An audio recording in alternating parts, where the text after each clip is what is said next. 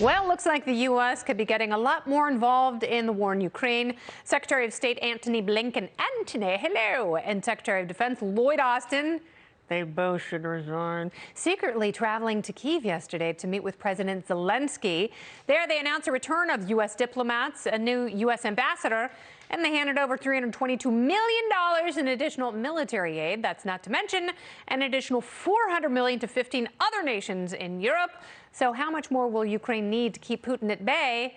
And why are we the only ones paying for it? Joining me now is Michigan Republican Congressman and House Foreign Affairs Committee member Peter Meijer. As you know, he has worn the uniform. He has served and also served as a private contractor in the Middle East. So you know war and the problems that it never solves inside and out. So I will ask you directly, will weapons of war ever equate to peace?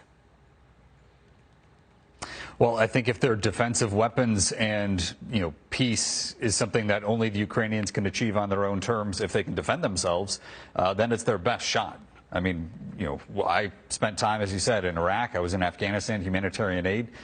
Those were wars that, the U.S. got involved with. We found ourselves in the middle of a civil war, and it didn't end up well for us or our interests. But when it comes to Ukraine, I mean, this is Russian aggression, plain and simple. If Russia wants peace tomorrow, all they need to do is leave Ukraine.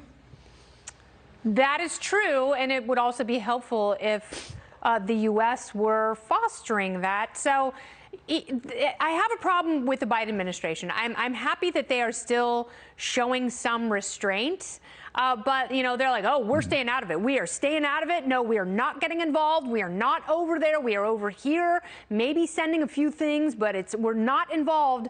But I will tell you, it's like saying we did not make body Congress in the same bed, but I still sent her a turkey baster. You can still make a baby that way.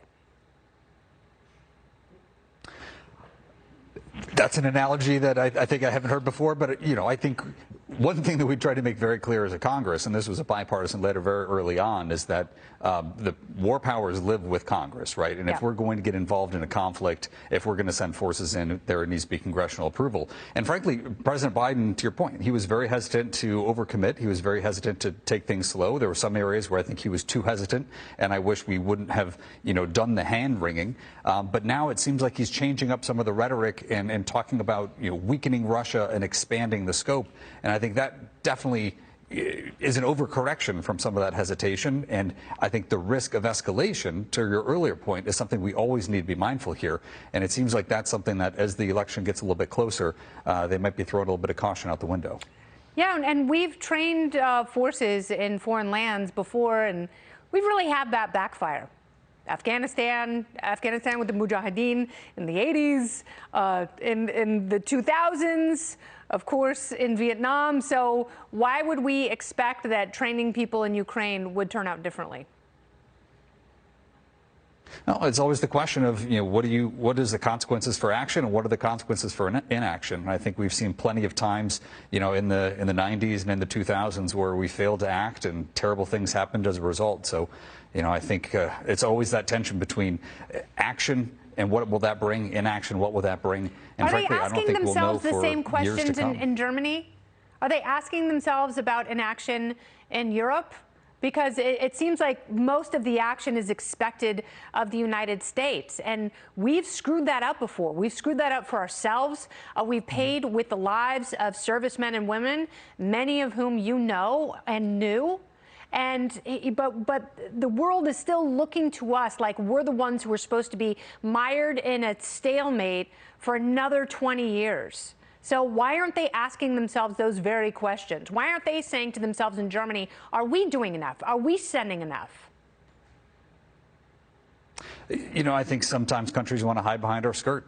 But if you look at what Sweden and Finland, who at one point in time were completely hostile to the idea of NATO membership, and it looks like they will announce that next month, there's still demand for the U.S. to lead. Now, we need to play that smart. Right? We have screwed up in the past with assuming that American leadership meant we could go anywhere, we could do anything. We got over our skis and we made strategic mistakes that we're still paying for today. So again, this is a time for us to be thoughtful about how we're proceeding.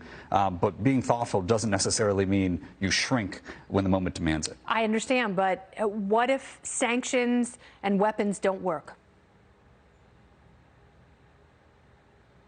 I think that is a dark possibility that we have to keep in mind. But again, I would far rather we try those minimal steps than to say that this isn't our problem until it gets to the point where it may become our problem. Because instability in Europe and a spiraling conflict, if Russia proceeded beyond Ukraine into other countries in that area, the destabilizing effect on the U.S., on the world, I think would be orders of magnitude beyond what we're seeing today. All right, Congressman, thank you very much for your time and for answering some unorthodox questions. I appreciate it. Thank you, Kennedy. Okay.